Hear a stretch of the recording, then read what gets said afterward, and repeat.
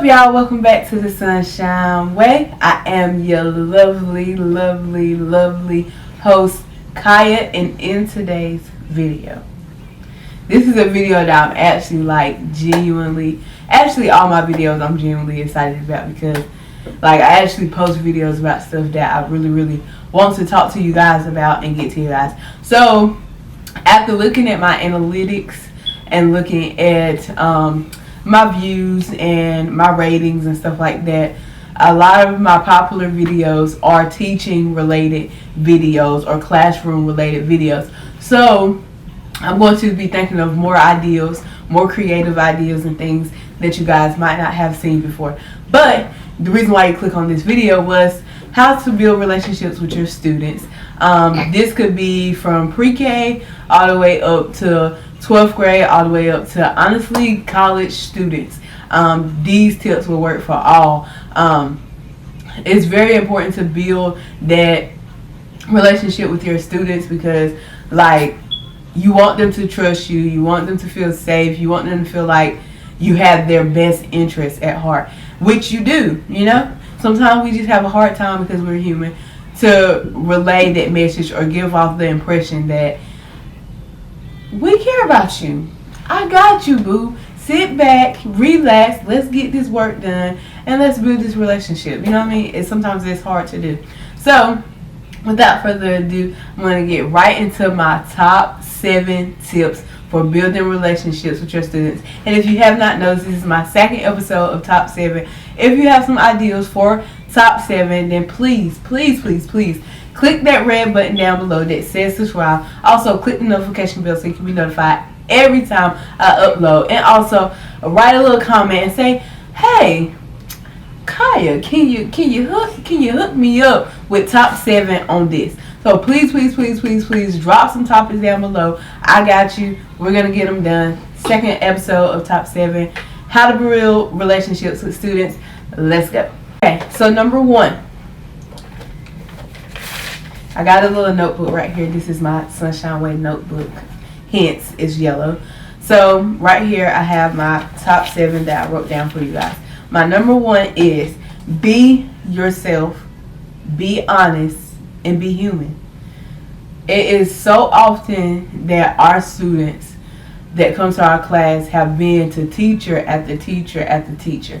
So if we're all pretending or all acting the same or all expecting to be this type of personality or this certain way, where's the uniqueness? How are we showing our students to be unique? It's okay to be different. It's okay to be unique. It's okay to do things a little differently.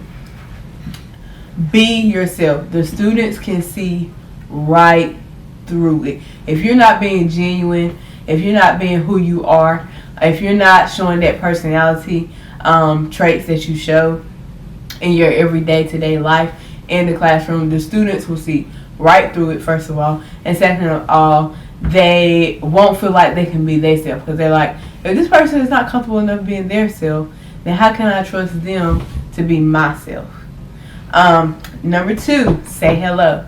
So, number 2, say hello. So, every time that a student comes in, it doesn't matter if this is first block or 8 a.m. in the morning, 7 in the morning, or if it's 3 in the afternoon or 2 in the afternoon. Every time a student walks into your classroom, you need to say hello. Saying hello or what's up or good morning or good afternoon or how you doing, how was your weekend. Saying hello lets the student knows that you care about their well-being, how they're feeling. And on top of that, it also lets them know that you individually notice them. You was like, oh, I know you. Listen, how you doing? I care about the conversation that I'm having with you. I care that you came into my classroom today and that you wanted to sit in front of me and listen to me speak or do the work that's in my class. I care about that. And that is so easy to do and it's so genuine to do. And I know that some of us genuinely feel like I individually see them, but we get so busy or get wrapped up or we be doing things that sometimes we miss certain students or we forget to do. The day goes on, we're like, dang, So just make it intentional. I'm gonna do this. And I know at some schools you have to stand at the door while students come in, so that's definitely like, if I'm standing at that door, every single person that walks past me, I'm saying hello to them, good morning, how they doing, how was their day, how was their weekend, how was their last class, or whatever the case may be. So that's my number 2. Now number 3 is encourage them academically, behaviorally, and socially. So do not be the teacher that always forces them to do something. Don't be the teacher that only encourages them like, oh, you really doing good at that math problem.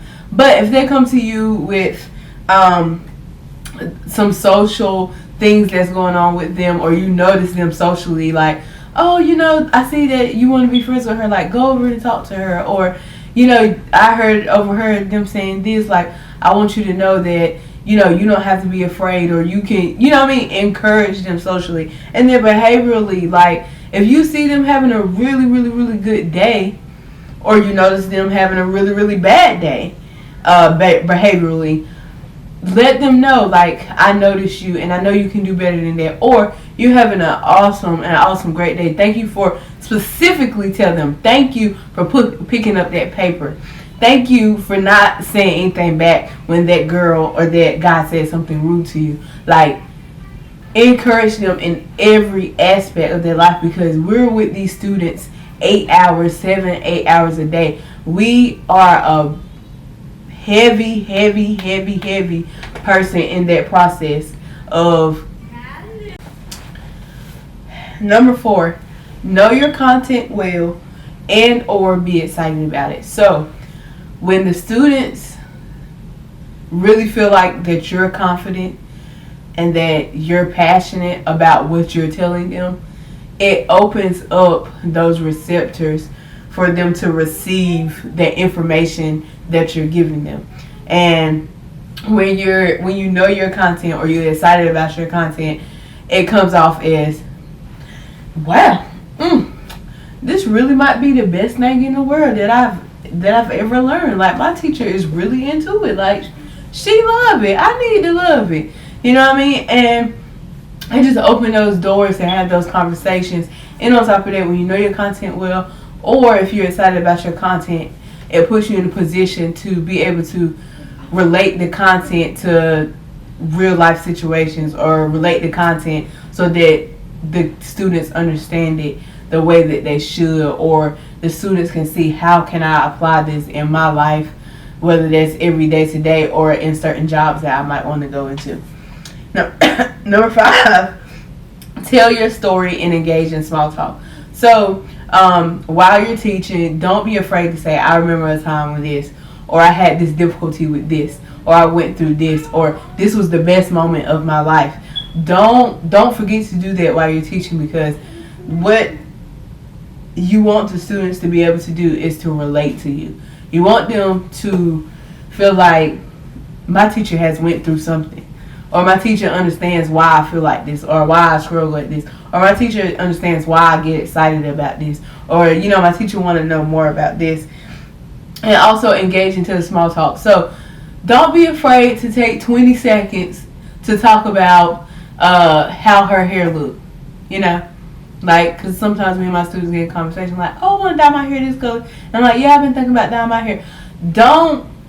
It only takes 20 seconds to a minute. Now, if y'all go into a 30-minute conversation, it's a different story. But if you're taking 1, 2, 3, 5 minutes to just have a little small talk conversation, that could make a big difference and a big break in between you and that student's relationship, and how y'all engage, and how they see you, and they see you more as a human being, as a person, as someone they can relate to, as someone who has their best interest at heart. Number 6, take their concerns and questions serious.